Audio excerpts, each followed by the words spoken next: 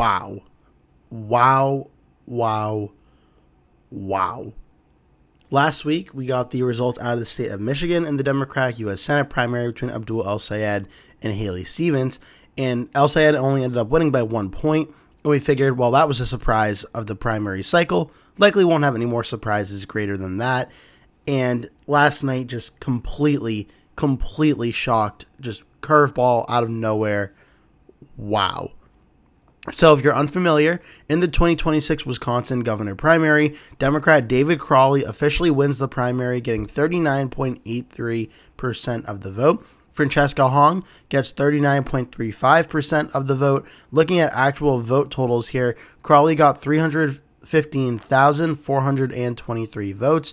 Hong getting 311,596. That's a difference of roughly about 4,000 votes out of the nearly 800,000 votes that took place in this Democratic primary for governor. Now, if you're unfamiliar why I'm saying wow at the start of the video, if you haven't been covering or following this race, this was not expected to happen at all. David Crowley, in most estimates in the final few polls, he wasn't even close to being competitive at all here. And we can show what the final polls looked like. Francesca Hong was leading, and by a lot.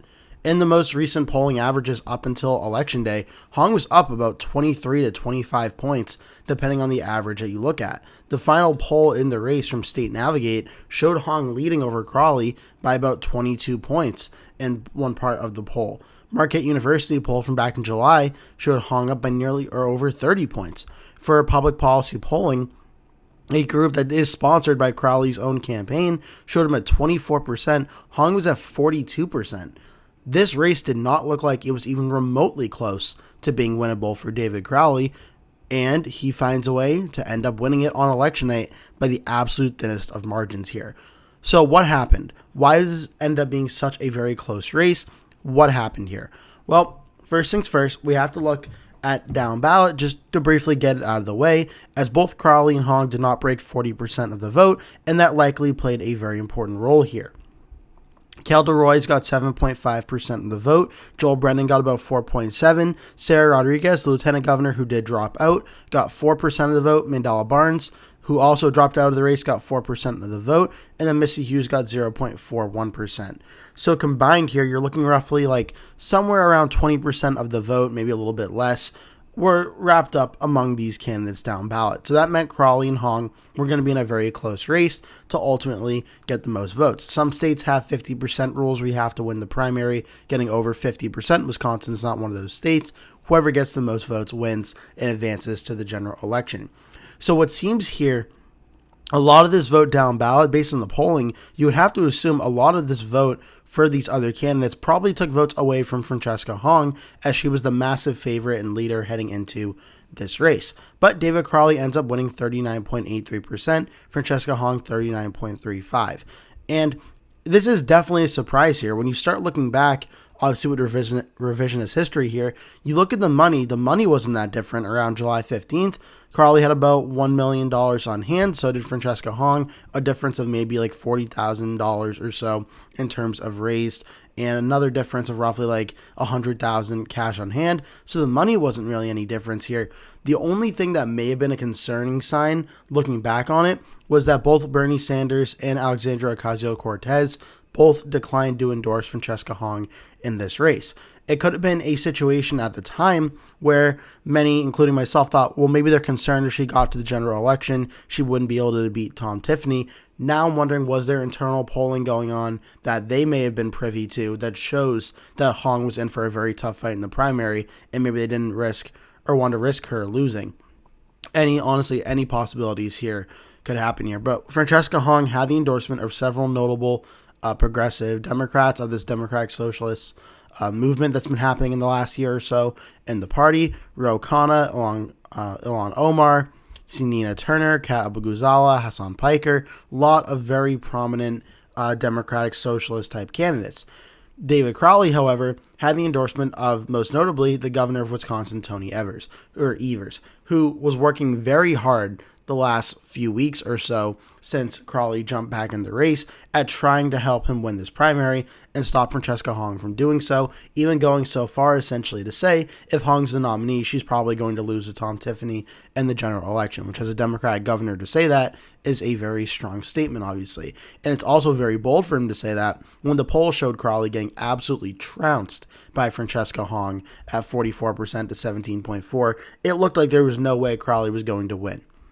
And even heading into it, the polling showed it, the odds showed it as well. I mean, look, even here, just on Monday, on around 6 p.m. on Monday, Hong had a 95.5% chance to win, according to Kalshi's odds. And then by around midnight on the 11th, the odds went down. Hong was at 57.7 here, and just, wow, it got super, super close as the election results started coming in on Tuesday night. Polymarket, obviously, similar, but it does not show Hong on the path here. But Crawley had about a 3% chance to win, and then the election results start coming in, and then boom. It's just a massive, massive shock in the state of Wisconsin. So what happened here? Because when you look across the map here, Crawley is in purple, Hong is in blue. There's a lot of difference in different counties here, and a lot of different margins as well. I was looking at the possibility Hong might literally win every single county across the state of Wisconsin, but that ultimately did not happen. So first things first, let's take a look at the counties by largest in population in the Democratic primary. You're looking at Dane County, where the city of Madison is, and obviously Milwaukee, where the city of Milwaukee is. Dane was expected to be this is where Francesca Hong is from. This is expected to be the strongest area of support for her. She would have to do really well here, and a lot of the surrounding counties as well, to likely end up winning. Typical Democratic playbook here in the state of Wisconsin. Just to show you in terms of what it would probably look like, the Democrats who lost, Kamala Harris got about 48.7% in 2024. You would see the Democrats do very well in Dane, Iowa, Greene, and Rock, and then have to do well in Columbia and Sauk to win. In terms of a Democratic primary of Crawley versus Francesca Hong here, it's obviously going to be a little bit different, but David Crawley being the more establishment-backed Democrat, Hong being the more Democratic Socialist type Democrat, you would need to see Hong do well in the areas of Dane and the surrounding counties to pull off the victory here, and then try and do well in the Milwaukee areas as well. That really didn't ultimately happen. Hong ended up winning Dane County about 8 points over Crawley, 66,914 votes, 55,732 for Crawley, only a difference of roughly about 11,000 votes. So Hong did pretty strong out of Dane County, but it wasn't enough overall when the margin here is 11,000 votes. But look at the rest of the state, though. Purple pretty much everywhere, including some of these very important counties outside of Dane. Columbia County, smaller in number than Dane, obviously, but still very important. A lot of these counties typically will vote more to, just on the general election standpoint, will vote more Republican than Dane will, but Democrats could still win them. For here, Hong would have had to win these counties or essentially come very close to winning them to overall get enough votes to win. And David Crowley won here, 44-31, roughly about net 1,000 votes out of there. Sauk County, always talked about in Wisconsin, only difference about 500 votes here, but the margin across the entire state was about 4,000 votes. These handful of votes made a big difference here. Crawley was able to win. Iowa County, again, smaller in number, but net 500 votes or so for Crawley over Hong. Hong could not afford that. Lafayette County, a lot smaller in number, net 200 votes for Crawley there. Greene County. Greene County is almost always talked about in the general elections, especially for governor, for president, for senate, and such. Crawley gets about 2,500 votes. Hong gets about 1,800, net 700 votes out of Greene.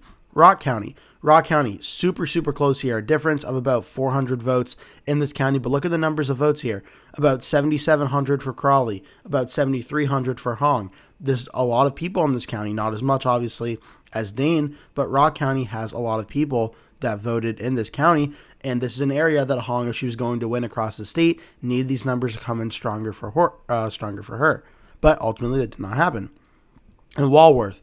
Crawley gets 3,900. Hong gets about 3,600, a little bit shy of that. You look at these counties, these close counties that are netting a few hundreds of votes for David Crawley here, and this is very big. This is part of the greater Madison area and the surrounding counties of Dane County here, and that was Francesca Hong's pathway to victory. We didn't really talk about it too much because it was just a foregone conclusion that Hong was going to win and win by a blowout, but For Hong to win a very narrow election, she would have had to win these counties and net these hundreds of votes here and there. If she were able to do that and the rest of the state was the same, she probably would have won by like 1,000 to 2,000 votes. But she wasn't able to do that. Got to give David Crawley credit. He did an excellent job at getting these votes around Madison and getting around these Dane County vote totals and really brought them in here. And then we move into Milwaukee. This is an area that David Crawley was going to be fighting very strongly with Francesca Hong over, and he needed to do well here. Now, Milwaukee, obviously, when you look at overall votes across the state here, only Dane County had slightly more votes than Milwaukee, 151,993 in Dane to 151,288 in Milwaukee. So only a split here of roughly like 700 votes separating these two areas by population in terms of overall votes here on the population map. But look at the margins here. Hong won Dane County about 66 to 55. A net gain of Hong here, by about 11,000 votes. Milwaukee was actually tighter than that. It was about a 3,000 net gain here for Crawley over Hong, 65,000 to 62,739.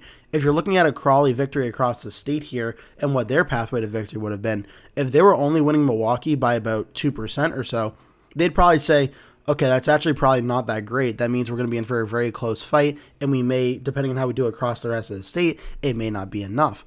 But Milwaukee was not the massive blowout win for Crawley that he would have needed, but he did enough. He ended up netting 3,000 votes out of Milwaukee, and then when you start going across the rest of the state and the area surrounding it, Racine County, kind of similar to the conversation about Dane and the surrounding counties around it, right outside of it, Racine County votes for Crawley 44.56%, about 9,000 votes. Hong's about 7,221, a rough gain here of 1,800 votes more for Crawley. And then Kenosha County as well. Kenosha ends up going for Francesca Hong, 6,800 votes or so to 6,000 votes for Crawley, about 800 votes in that there. So that's a good area for Hong. But again, given what you see, she underperformed in Madison. Even though Crawley, I would say, underperformed in Milwaukee, she likely needed to get a little more vote percentages out of Kenosha to make up the gains across the rest of the state. Because you look at across the rest of the state here, I mean, these areas, again, they're smaller in number compared to, say, Dane or Milwaukee, but these areas have a lot of votes, and these votes add up quickly.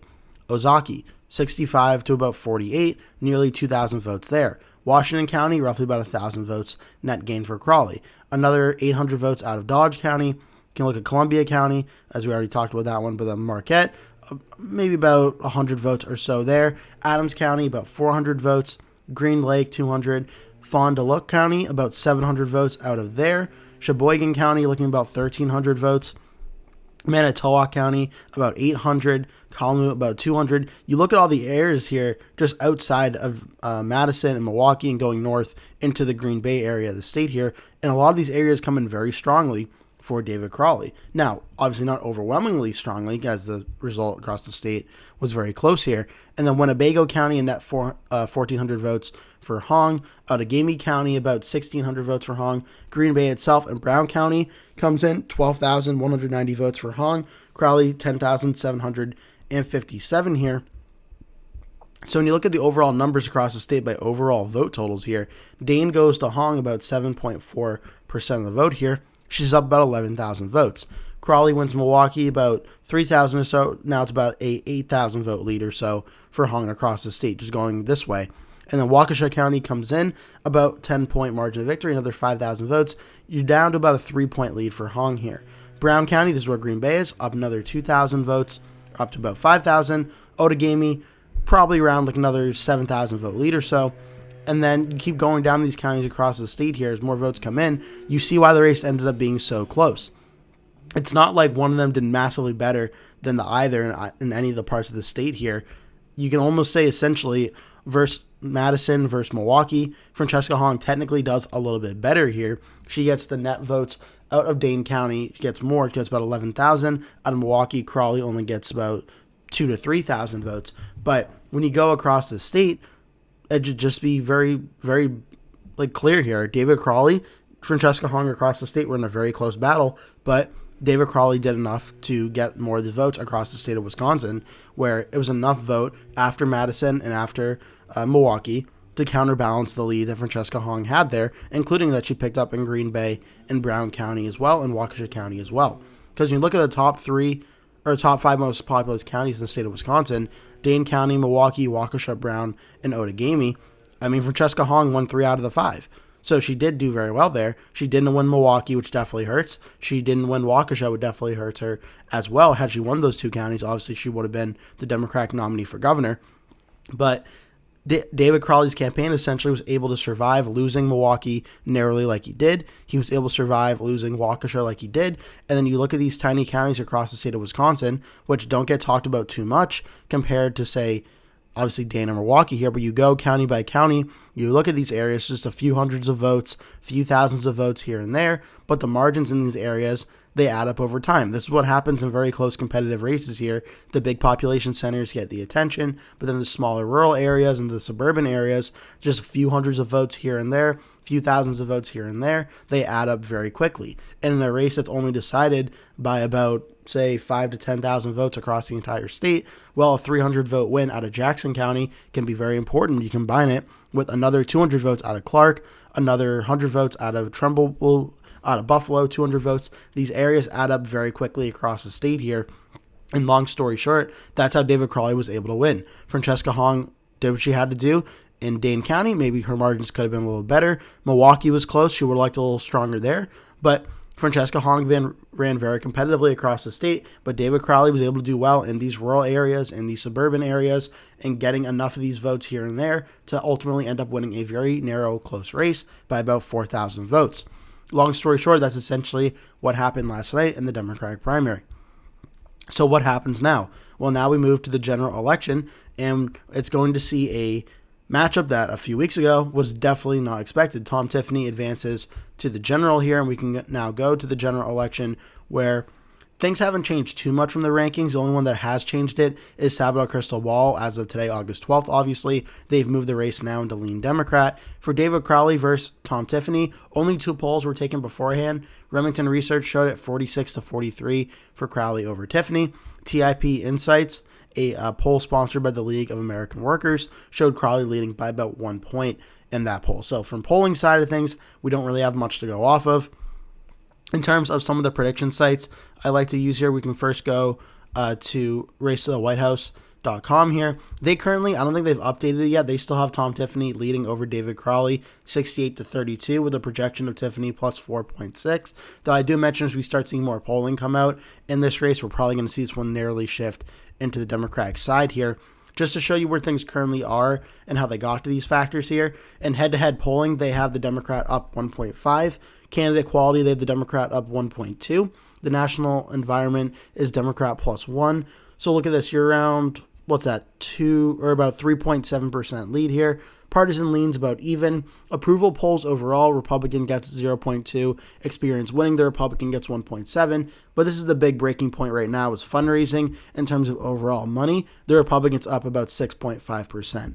And, excuse me, we can look here at in terms of the fundraising reports. I don't think they have it listed for, oh, that's the lieutenant governor. They may have it listed for the Republican primary here. Let's go and see what fundraising is. And yeah, I mean, look, Tom Tiffany already has raised $10.8 million. He has spent about 7.8 of it, so that is a good amount of money spent. He now has about $3 million cash on hand, but this is going to be a very close governor's race. This is going to be a tough fight, so he does have the money advantage for right now, Tom Tiffany for sure.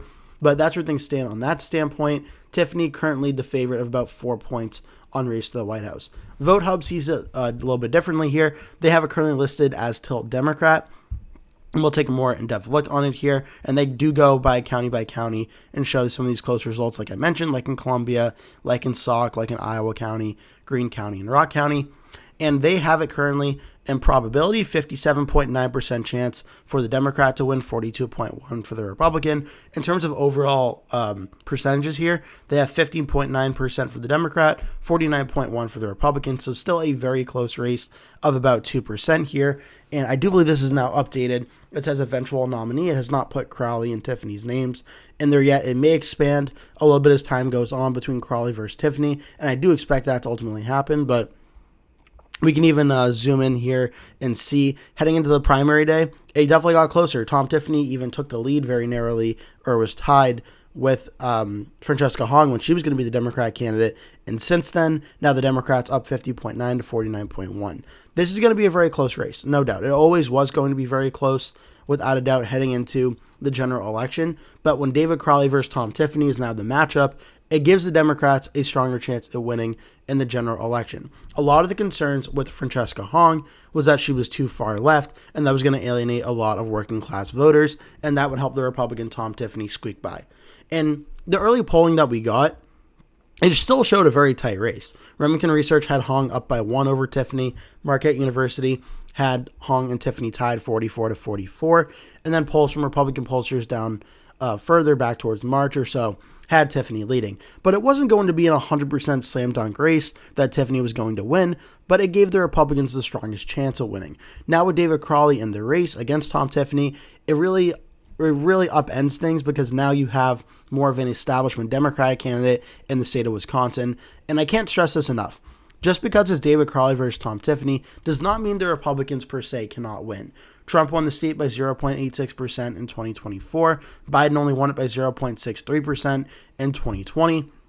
Some of the down ballot races here in 2022, the Tony Evers versus Tim Michaels race, Evers won by 3.4% against Tim Michaels. 2018, Evers defeated Republican incumbent Scott Walker by 1.1%. And even some of the Senate races we've seen recently.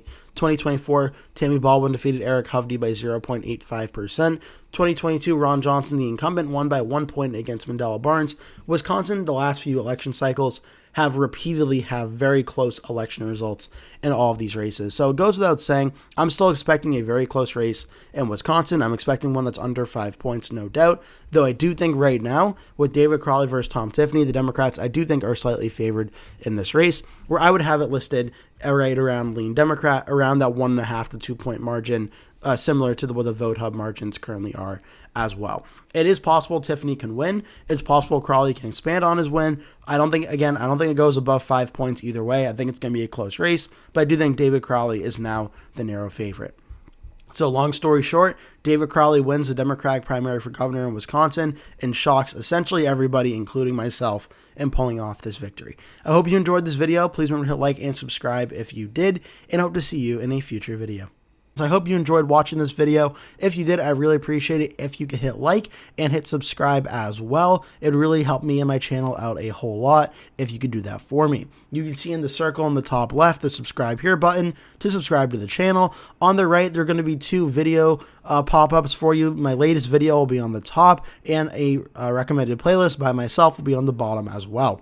In the bottom left of the screen, you'll see my channel name, Anthony's Election Center, which you are currently watching. On my Facebook, Anthony.ElectionCenter is also there. And if you want to reach out to me on email, anthpredicts@gmail.com is my email. Feel free to pause the video if you need to. If you want to look for any of these, obviously in more time, please feel free. But for now, though, that is it. I really thank you all for watching and hope to see you in a future video.